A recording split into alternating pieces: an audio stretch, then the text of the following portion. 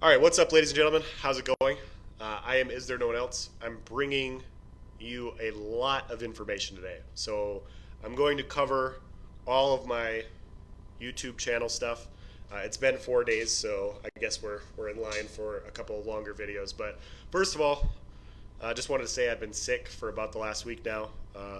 Really nasty head cold, so I figured none of you guys wanted to hear me do a video while I was coughing or sneezing every 30 seconds. I don't think that's good for anybody. So um, I can now talk for longer than 2 minutes without coughing. So we'll see if that trend continues for this video. Um, Before I go into what I wanted to discuss on this video for ESO, I wanted to discuss some YouTube stuff. I got a message a couple days ago. Somebody was telling me that basically my channel's not super easy to access. He tried doing a search, like he was watching one of my videos. He went back to rewatch it. He did a search and then he couldn't find it. And so, um, part of that is because, I am a smaller YouTuber. I don't have a ton of follows. So sometimes my searches don't always pop up for you guys. So I'm in the process of improving that. I'm looking at what I can do to improve that. If you guys have any tips or tricks, honestly, I don't really know what the fuck I'm doing when it comes to that stuff or how to get better, but I'm learning it. I'll figure it out. But for the short term, if you guys are having a hard time accessing my content and you enjoy it, I would recommend creating an account and following me. Just because then you will be able to click my name, you'll be able to go in and view my videos. I do have separate folders. I have build videos. I have a lot of them separated into Templar, Sork, Warden. Like I have them split up on my channel. If you want to go look at the folders, I need to update that. I should narrow it down a little bit more so you guys can access them that way. Um, but I'm still working on just making that better. So until then, you know, not that you have to, but if that's one of your issues is you're having a hard time accessing, uh, doing a search and trying to find, me on YouTube, uh, I just recommend just doing a follow for now, and I'll unfuck myself basically for you guys, so you then unfollow me later and not have to deal with signing onto an account. So I'm going to do that. Um, with that also being said, I have now joined Twitter. I I will post my Twitter account below. Basically, I'm going to post updates. Like sometimes I have information or I have a funny thing that happened that maybe I want to post that's not video worthy. Maybe I want to post updates on a build like as it's in progress. So, or maybe I just find a funny meme and I think it's amusing. It's going to be a lot more casual, but I will also post my videos, my YouTube videos on there. So if it's easier for you to access information that way, you feel free to follow me on Twitter. If you want to joke around about how you wrecked me, cool, fine. Like just we could do that there. We'll make that a lot more lighthearted and casual, but just another way for you guys to get information if you're having a hard time accessing it currently. So we're doing that. Just doing what I can there. If you guys have any other tips for, you know, improving this, let me know. Like I said, I'm a pretty big YouTube noob, so I I just want to get information out there. So whatever I can do to get the information to you guys, let me know. I don't know until you tell me that. I don't know that there's a problem until you tell me that there's a problem, basically. So, um, yeah. With all that being said, I wanted to also say that I will be playing PUBG's when it comes out December 12th. This will be the only game I will have bought outside of ESO in the last 2.5 years. It just intrigues me. What I like about ESO is the PvP combat is always changing. PUBG's is kind of the same way. So um, I've always enjoyed shooters, but shooters have been boring for me because after a while you get used to maps, you get used to playing a certain way. It seems like that doesn't really happen on PUBG's because they're where the zones narrow down to. It's constantly changing. So I will be playing that as well. I'll probably be uploading some content on that.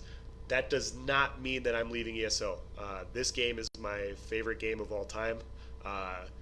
If I've gone through load screens, if I've gone through unlimited proc sets. I am not leaving this game, guys. I love this game. I'll keep posting content. I'll keep playing this, but you know, I have a side bitch now, and my side bitch is PUBG's. So I will be playing that as well. Now, all that's out of the way. Wanted to basically discuss the Asylum. I wanted to do an item set review, the Asylum Inferno staff. I did it on the Sword and Shield. I honestly wanted to get a Stamp Sork build out for you guys, but to be honest, the Stamp Sork build sucks. I'm not happy with it. I'm going to go back to the drawing board. I'm going to improve it. When it's good, I will then post it. I am not good at Stamp Sork, so if you guys see me, come pack me up on my Stamp Sork so I can get good. Please pack me up.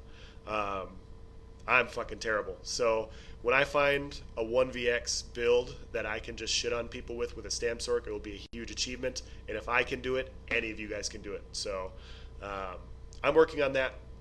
Back to the drawing board though, so nothing like that. So I wanted to get a video about the Asylum Inferno staff. I've discussed it a little bit through reviews, but honestly, I've gotten a lot of good feedback about other weapons and stuff.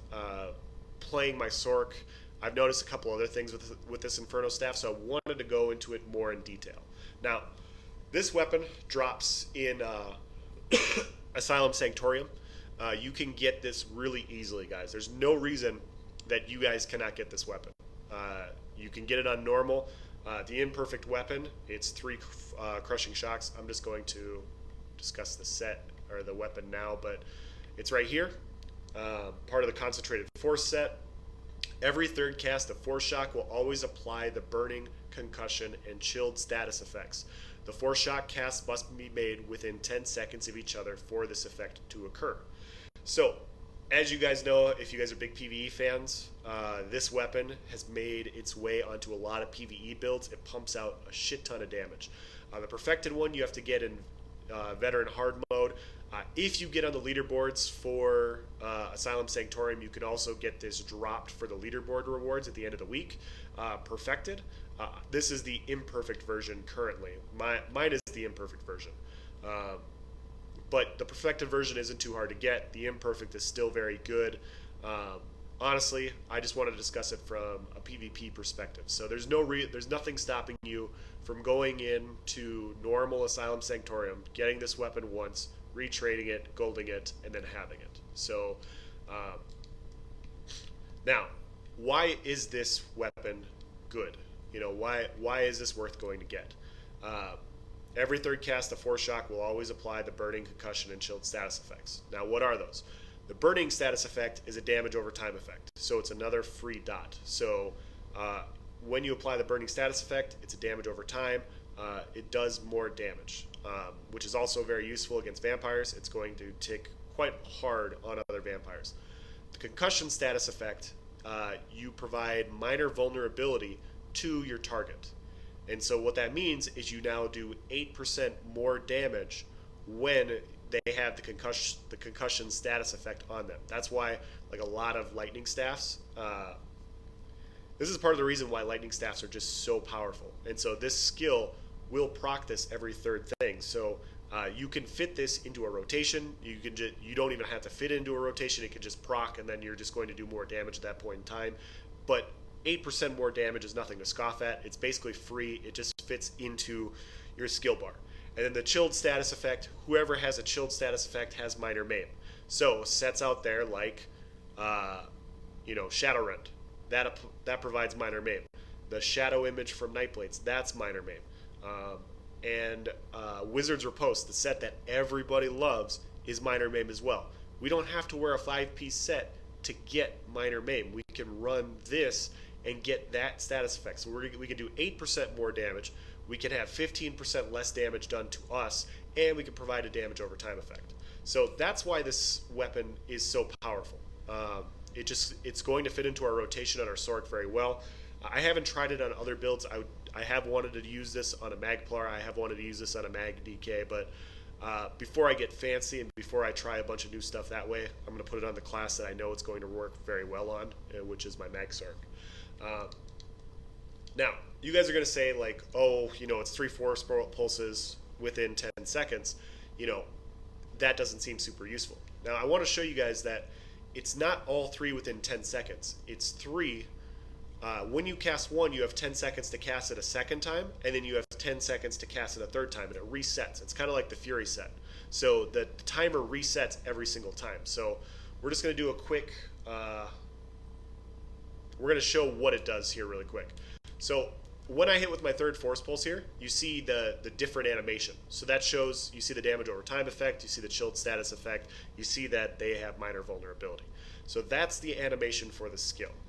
Now, if we do this and we time it, we're gonna hit with a Force Pulse, and now 1, 2, 3, 4, 5, 6, 7, 8. We're gonna apply another one. 1, 2, 3, 4, 5, 6, 7, 8. And now we're well over 10 seconds, and you can see that it still goes off. So what this means is you don't have to rapid fire this skill in order to get the effect. You can just, in your normal rotation, as long as every 10 seconds you get one of these off, you can still apply this effect, which makes it a lot more useful than it looks on paper. So if you get this weapon, don't be one of those guys in PvP that are just like trying to spam this so you can, don't completely change your playstyle just because you have this weapon. You don't have to change anything. Now, the other interesting thing that I noticed about this set, or about this weapon, is it doesn't have to be applied to the same person. And so if I hit this guy twice, and then I hit this guy over here, he now has the status effects. So if you're 1vxing, and all of a sudden you see a Nightblade, and the Nightblade is just cloaking, and like he's hitting you really hard, and like you know that you have to take him out, but he's not presenting himself, what you can do is you can hit the other person attacking you, and then when the Nightblade comes out, then you hit him, and now he has minor maim, and now he's going to take more damage because now you put the status effect on him. And then what you can do is then you can apply your combination. Now he has this, you drop your meteor, you CC him, you frag him, and then you just shit on him, and now the higher damage guy is dead. Very interesting. That's not something I necessarily knew. I didn't know until I was playing it. So this imperfect version is actually not as bad as I thought it was. Obviously, the perfected one's better. So if you can get access to the perfected one, do that. But in general, guys, like if you're a Magicosaurk and you're playing a Destro build, this is a very useful skill. Very useful weapon. It can fit really easily on a bar. Like if you're using a VMA staff before, now you just run this. Worth going out to get, and there's no reason to not get it. So very powerful weapon, and it's one of those weapons that's so powerful I'm going to try and find ways to fit it onto my other Magicka classes. I haven't done that yet, but definitely worth getting. So that's going to be the end of my video. Thank you for watching. Have a nice day.